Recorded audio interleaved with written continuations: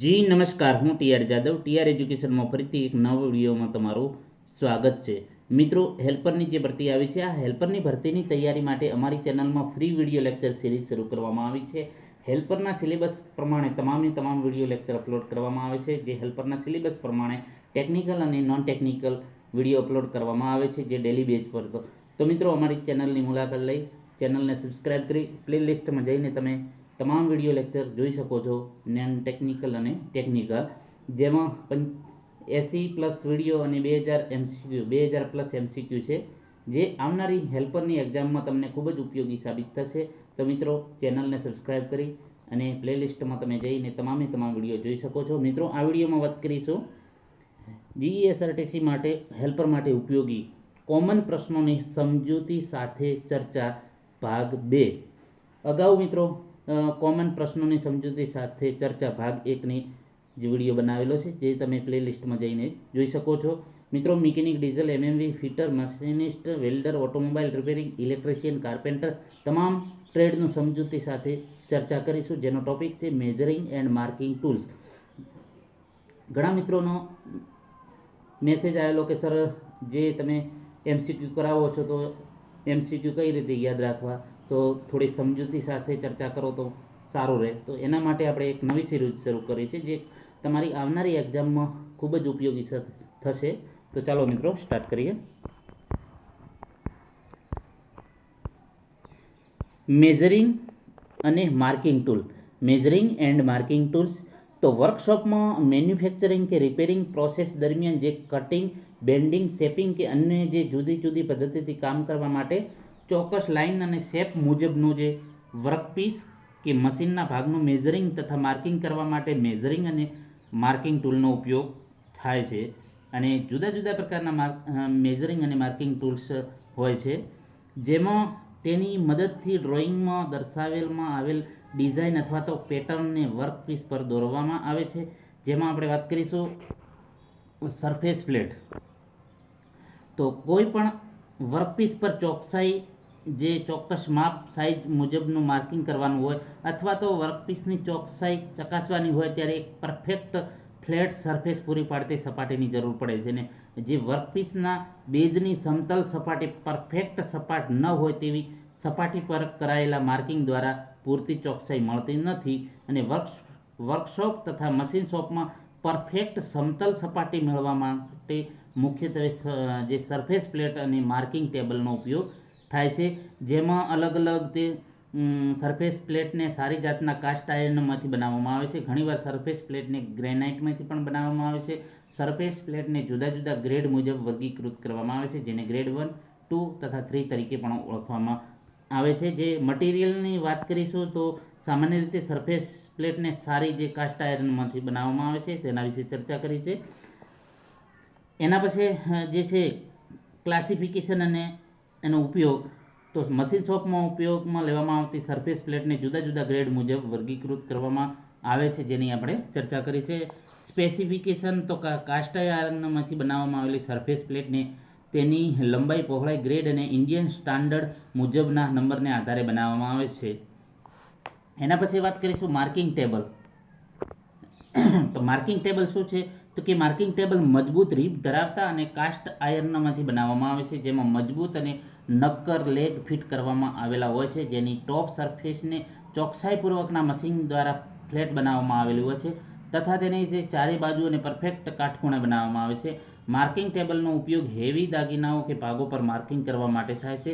અમુક પ્રકારના માર્કિંગ ટેબલની સરફેસ પર બંને બાજુએથી સમાંતર અને કાટખૂણે ચોક્કસ અંતરે ખાંચાઓ કોતરવામાં આવેલા હોય છે, અને આ ખાંચાઓ ધરાવતી લાઇનનો ઉપયોગ માર્કિંગ અને સેટિંગ કરતા સમયે ચોક્કસ પોઝિશનમાં ગાઈડ કરવા માટે થાય છે.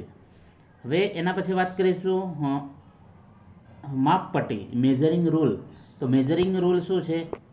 તો કે આપણે જ્યારે કોઈ વસ્તુને માપીએ ત્યારે આપણે ખરેખર તે વસ્તુની કોઈ સ્ટાન્ડર્ડ માપ સાથે સરખામણી કરીએ છીએ. કોઈ પણ વસ્તુ આપણે જે છે માપીએ છીએ, તો એને કોઈ સ્ટાન્ડર્ડ નક્કી કરેલો હોય, તો તેના સાથે આપણે સરખાવીએ છીએ. સામાન્ય રીતે કોઈ પણ વસ્તુને માપવા તેની લંબાઈ, પહોળાઈ, ઊંચાઈ કે વક્રાકાર સપાટીને માપવામાં આવે છે. તો વાત કરીશું મુખ્ય એકમ, બેઝ યુનિટ. તો કે કોઈ પણ વસ્તુનું માપવા માટે લંબાઈ મુખ્ય આધાર છે. લંબાઈનો મુખ્ય એકમ છે એસઆઈ, એટલે કે સિસ્ટમ ઇન્ટરનેશનલ મુજબ મીટર મુજબ માપવામાં આવે છે અને તેને અલગ અલગ ગુણાંકમાં દર્શાવવામાં આવે છે. જેમ કે 1 મીટર બરાબર 1000 મિલીમીટર થાય, 10 mm બરાબર 1 સેન્ટીમીટર, 10 સેમી બરાબર 10 mm બરાબર 1 સેન્ટીમીટર અને 10 સેન્ટીમીટર બરાબર 1 ડેસીમીટર. એ પ્રમાણે અલગ અલગ ગુણાંકમાં તેને દર્શાવવામાં આવે છે.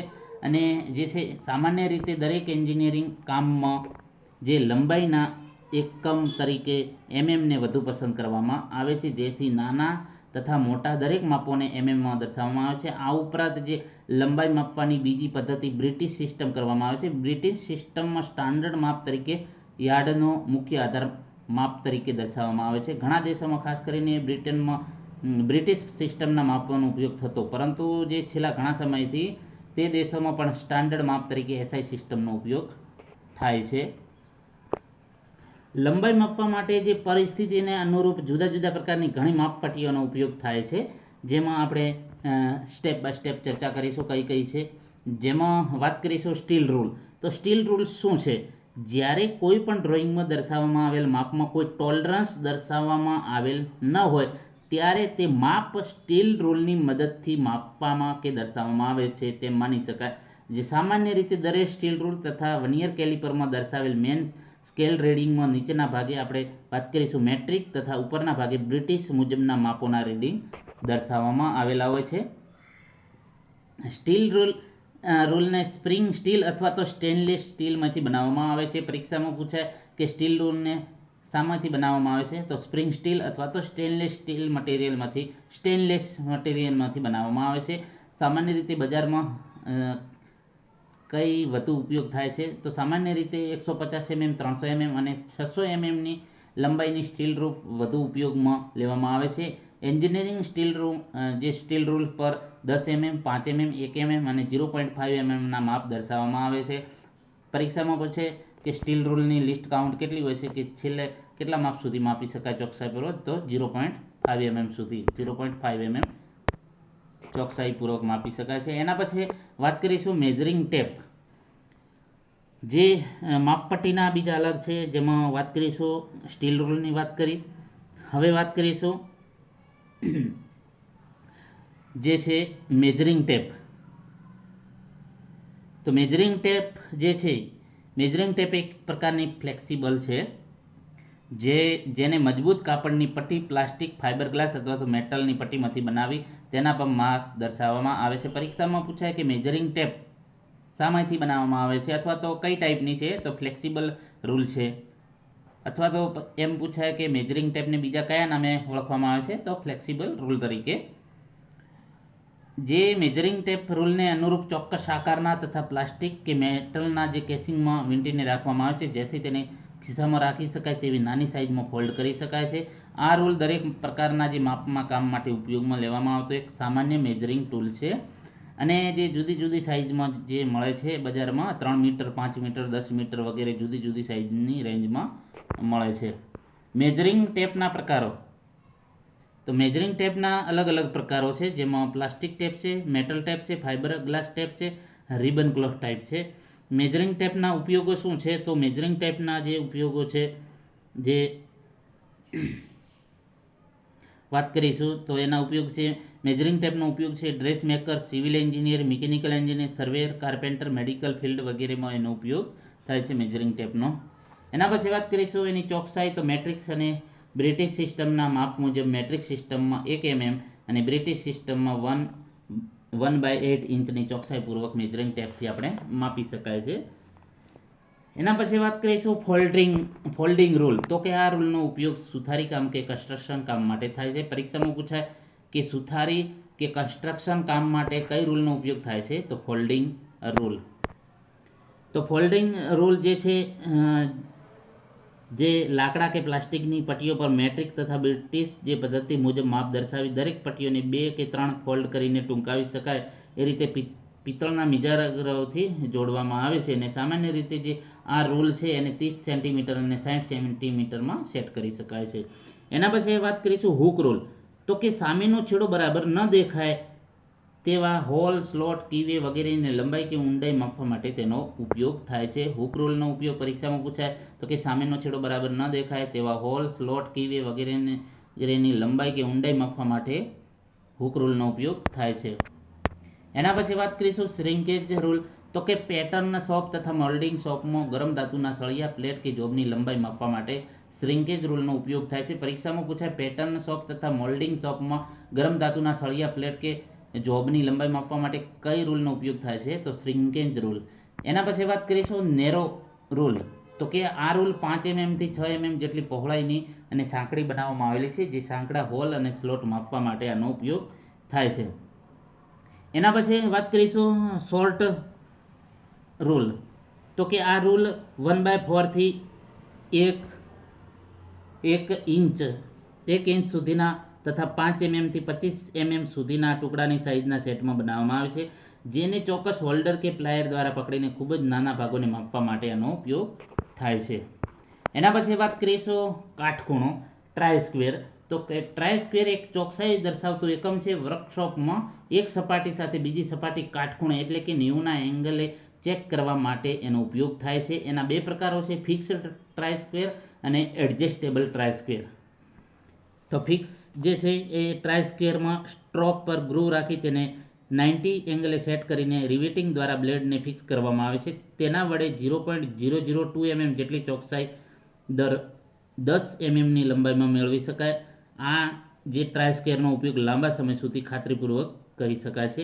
એડજસ્ટેબલની વાત કરીશું તો કે આ ટ્રાય સ્ક્વેર જે છે એ બ્લેડની વચ્ચે સમાંતરમાં એક સ્લોટ કાપવામાં આવેલો હોય છે અને સ્ટોકમાં આપવામાં આવેલા વિંગ નટ તથા બોલ્ટ દ્વારા બ્લેડની લંબાઈમાં સ્ટોક સાથે વધારી કે ઘટાડી શકાય છે, એટલે કે એડજસ્ટેબલ કરી શકાય જે પ્રમાણે આપણી જરૂરિયાત હોય એ પ્રમાણે. ટ્રાય સ્ક્વેરનો ઉપયોગ શું છે? તો કે ટ્રાય સ્ક્વેરની મદદથી બે સપાટીઓ વચ્ચે બનતો ખૂણો એટલે કે કાટખૂણો 90 એંગલ ચેક કરી શકાય છે. 90 એંગલે છે કે નહીં તેની મદદથી કરી શકાય. એના પછી વાત કરીશું ચોથા નંબરમાં કેલિપર, મેજરિંગ ટૂલ. તો વર્કશોપમાં જે કોઈ પણ ભાગમાં મશીનિંગ કે પ્રોડક્શન દરમિયાન વારંવાર ભાગોનું માપ ચેક કરવા માટે ખોલીને કે ટેસ્ટ બેન્ચ પર લાવવા તથા ફરીવાર મશીન પર ફિટ કરવા સમયનો વ્યય થાય છે તથા બિનજરૂરી કાર્ય વધે છે. આથી મશીન પર ફિટ થયેલા કે છૂટા જોબનું માપ સ્ટીલ રૂલ પર ટ્રાન્સફર કરવા તથા સ્ટીલ રૂલનું માપ જોબ પર ટ્રાન્સફર કરવા માટે કેલિપરનો ઉપયોગ થાય છે. કેલિપર માપને ટ્રાન્સફર કરવા માટેનું સાદું માધ્યમ છે. કેલિપરમાં લેગ અને જોઈન્ટ મુખ્ય બે ભાગો હોય છે, લેગ અને જોઈન્ટ. એના લેગના આકાર અને જોઈન્ટના આધારે તેના જુદા જુદા પ્રકારો પડે. તો જે કેલિપરના પ્રકારોમાં જોઈન્ટના આધારે એના બે પ્રકાર છે, થંબ જોઈન્ટ અને સ્પ્રિંગ જોઈન્ટ. એના પછી એના લેગના આધારે આઉટસાઇડ કેલિપર, ઇનસાઇડ કેલિપર અને જેની કેલિપર. તો જે આઉટસાઇડ તો કે વર્કપીસની બહારની સપાટીઓ માપવા માટે ઉપયોગમાં લેવામાં આવતા કેલિપરને આઉટસાઇડ કેલિપર કહેવામાં આવે છે, જેની મદદથી કોઈ પણ ગોળ, ફ્લેટ કે અનિયમિત શેપને માપી શકાય. જ્યારે ઇનસાઇડ કેલિપર વર્કપીસની અંદરની સપાટી માપવા માટે લેવામાં આવતા કેલિપરને ઇનસાઇડ કેલિપર, જેમની મદદથી કોઈ પણ હોલ છે, ગ્રુવ કે અંદરના અનિયમિત શેપને માપી શકાય. એના પછી વાત કરીશું જેની કેલિપર. તો જેની કેલિપરનો ઉપયોગ માપવા માટે થતો નથી, પરંતુ માર્કિંગ લેઆઉટ કામ માટે એનો ઉપયોગ થાય છે. પરીક્ષામાં પૂછાય કે જેની કેલિપરનો ઉપયોગ શું છે અથવા તો કયા કેલિપરનો ઉપયોગ માપવા માટે થતો નથી પરંતુ માર્કિંગ લેઆઉટના કામ માટે થાય છે, તો જેની કેલિપર. એના પછી વાત કરીશું ડિવાઈડર. તો ડિવાઈડર શું છે? તો કે ડિવાઈડરની મદદથી વર્કપીસ પર સર્કલ તથા આર્ક સ્ક્રાઇબ કરીને દોરી શકાય. તેમજ ચોક્કસ અંતરે સ્ટેપ પ્રમાણે માપ ટ્રાન્સફર કરી શકાય છે. જેમાં જે છે સામાન્ય રીતે ડિવાઈડર ફર્મ જોઈન્ટ તથા સ્પ્રિંગ જોઈન્ટ બંનેમાં ઉપલબ્ધ હોય છે અને લેગ એક સરખી લંબાઈના અને બંને છેડાને જે સ્ક્રાઇબ જેવા પોઈન્ટ આપવામાં આવેલા હોય છે. એના પછી વાત કરીશું જે ડિવાઈડરનો ઉપયોગ જે છે એનો ઉપયોગ સમયે એક લેગના સાચા લોકેશન પર બરાબર સેટિંગ માટે પ્રિક પંચ દ્વારા 30નું પંચ માર્ક કરવામાં આવે છે. એના પછી વાત કરીશું સરફેસ ગેજ. તો સરફેસ ગેજ દ્વારા કોઈપણ ડેટમ સરફેસને સમાંતર લાઈનો સ્ક્રાઇબિંગ કરીને લેવામાં આવતું એક ખાસ પ્રકારનું માર્કિંગ ટૂલ છે. સરફેસ ગેજ દ્વારા વર્કપીસ પર સ્ક્રાઇબરની મદદથી લાઈનો સ્ક્રાઇબ કરવામાં કે દોરવામાં આવતી હોવાથી તેને સ્ક્રાઇબિંગ બ્લોક તરીકે પણ ઓળખવામાં આવે છે. પરીક્ષામાં પૂછાય કે સ્ક્રાઇબિંગ બ્લોક તરીકે કોને ઓળખવામાં આવે છે? તો સરફેસ ગેજને. એમાં પણ અલગ અલગ એના પ્રકારો છે. ફિક્સ્ડ ટાઈપ છે અને યુનિવર્સલ ટાઈપ, એના બે પ્રકારો છે. એના પછી વાત કરીશું સ્ક્રાઇબર. સ્ક્રાઇબર શું છે? તો કે વર્કપીસ પર ફાઇલિંગ અથવા તો મશીનિંગ કરવા માટે જરૂરી લેઆઉટ કામમાં દર્શાવવામાં આવતી લાઈનો સ્ક્રાઇબ કરાવી કે આંકવી જરૂરી છે, તેના માટે સ્ક્રાઇબરનો ઉપયોગ થાય છે. વર્કપીસ પર ડ્રોઈંગ મુજબનું માર્કિંગ કરવા માટે માર્કિંગ મીડિયા લગાવ્યા બાદ સ્ક્રાઇબરની મદદથી પાતળી તથા સાંકડી લાઈનો સ્પષ્ટ દેખાય તે રીતે દોરી કે આંકી શકાય. તેની મદદથી પરમેનન્ટ તથા ટેમ્પરરી બંને પ્રકારનું માર્કિંગ કરી શકાય.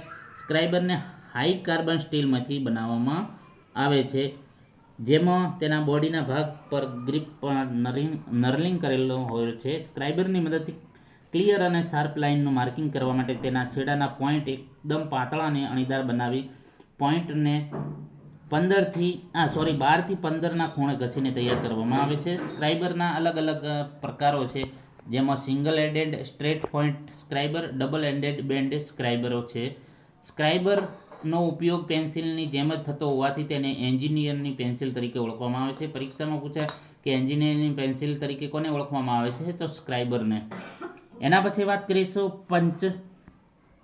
તો પંચની વાત કરીશું તો વર્કપીસ પર માર્કિંગ મીડિયા તથા માર્કિંગ ટૂલના ઉપયોગ દ્વારા કરવામાં આવેલા ચોકસાઈપૂર્વકના માર્કિંગ, ફાઇલિંગ કે અન્ય મશીનિંગ પ્રોસેસ દરમિયાન ભૂંસાઈ જવાનો સંભવ હોય છે, અને આવી જે માર્કિંગ લાઈનો વર્તુળ કે સેન્ટરને પરમેનન્ટ જાળવી રાખવા માટે જરૂરી એવી દરેક માર્કિંગ લાઈન તથા સેન્ટર લાઈન પર વર્કપીસમાં નજીક છીછરા એવા ડોટ એટલે કે ટપકા પાડી દરેક ડોટવાળી લાઈન ક્લિયર દેખાય તે રીતે બનાવવામાં આવે છે.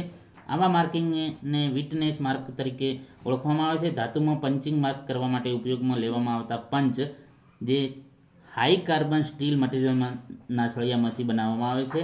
પંચમાં જે છે એમાં રચનામાં હેડ, બોડી અને પોઈન્ટનો સમાવેશ થાય છે. પરીક્ષામાં પૂછાય કે પંચની રચનામાં કયાનો સમાવેશ થાય છે અથવા તો નથી થતો?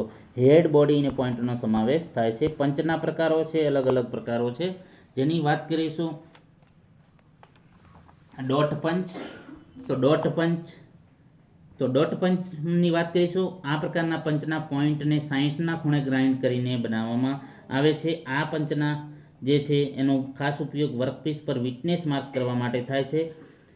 એના પછી વાત કરીશું પ્રિક પંચ. તો આ પ્રકારના પંચના પોઈન્ટને 30ના ખૂણે ગ્રાઇન્ડ કરીને બનાવવામાં આવે છે. વર્કપીસ પર ડિવાઈડરની મદદથી ચાપ બનાવતા વખતે સમય ડિવાઈડરના પોઈન્ટને બેસાડવા માટે આ પંચનો ઉપયોગ થાય છે, અને આ પંચ દ્વારા થતા નિશાન ઊંડા અને સાંકડા હોય છે. એના પછી વાત કરીશું સેન્ટર પંચ. તો સેન્ટર પંચ વિશે વાત કરીશું તો કે આ પંચ પ્રિક પંચ તથા ડોટ પંચની સરખામણી સાઇઝમાં મોટા હોય છે. તેને 100 mm લંબાઈના તથા 10 mm ડાયામીટરની બોડી ધરાવતા SCS એટલે કે હાઈ કાર્બન સ્ટીલના સળિયામાંથી બનાવવામાં આવે છે. તેના પોઈન્ટ 6 mm ડાયામીટરનો બનાવી એજને 90ના ખૂણે ગ્રાઇન્ડ કરવામાં આવે છે. આ પંચનો ઉપયોગ છીછરા તથા પહોળા વિટનેસ માર્ક બનાવવા તથા ડ્રિલિંગનું સરળતાથી સ્ટાર્ટિંગ મેળવવા માટે સેન્ટર પોઝિશન માર્ક કરવા માટે પણ તેનો ઉપયોગ થાય છે. આજે ઉપરોક્ત આપણે 3 પ્રકારના પંચના ઉપરાંત બીજા પણ ખાસ પ્રકારના ઉપયોગમાં લેવામાં આવતા પંચ છે તેની ચર્ચા કરીશું, જેમાં સોલિડ પંચ છે, હોલો પંચ છે અને લેટર અને નંબર પંચ છે. સોલિડ પંચની વાત કરીશું. શીટ મેટલ વર્કમાં રિવેટિંગ કામ માટે બંને શીટમાં પાડવામાં આવેલા હોય છે, એક લાઇનમાં અને એક સરખા ડાયામીટરના હોય છે. આ માટે મેટલ શીટમાં સોલિડ પંચની મદદથી હોલ મેળવવામાં આવે છે. એના પછી વાત કરીશું હોલો પંચ. તો પાતળી sheet metal, leather, plastic, rubber વગેરે મટીરિયલની શીટ તથા ગાસ્કેટ, સીલ અને સ્પેસર જેવા ભાગોમાં ચોક્કસ ડાયામીટરના હોલ પંચ કરવા માટે હોલો પંચનો ઉપયોગ થાય છે. હોલો પંચ તથા પિન પંચનો જ્યારે ઉપયોગ કરવામાં આવે ત્યારે તે શીટને વુડન બ્લોક પર બરાબર ચોંટી રહે એ રીતે સપોર્ટ કરવો જરૂરી છે, જેથી કરીને પંચિંગ કરતા સમયે પંચરની ટીપ પર ડેમેજ થતું અટકાવી શકાય. એના પછી આપણે વાત કરીશું લેટર અને નંબર પંચ. તો લેટર અને નંબર પંચને ઘણીવાર લેટર સ્ટેમ્પ અને નંબર સ્ટેમ્પ તરીકે ઓળખવામાં આવે છે. લેટર પંચ અને નંબર પંચનો ઉપયોગ વર્કપીસ પર કોઈ નંબર તથા લેટરની છાપ ઉપસાવવામાં આવે છે. આ પંચ પર રિવર્સ ઇમેજ ઉપસાવવામાં આવેલી હોય છે. તેનો ઉપયોગ પોઝિટિવ ઇમેજ ઉપસીને નંબર તથા લેટર સ્પષ્ટ જોઈ શકાય છે. લેટર પંચના સેટમાં A to Z સુધીના લેટરનો સેટનો સમાવેશ, જ્યારે નંબર પંચમાં 0 થી 9 નંબર સુધીના પંચનો સેટ હોય છે.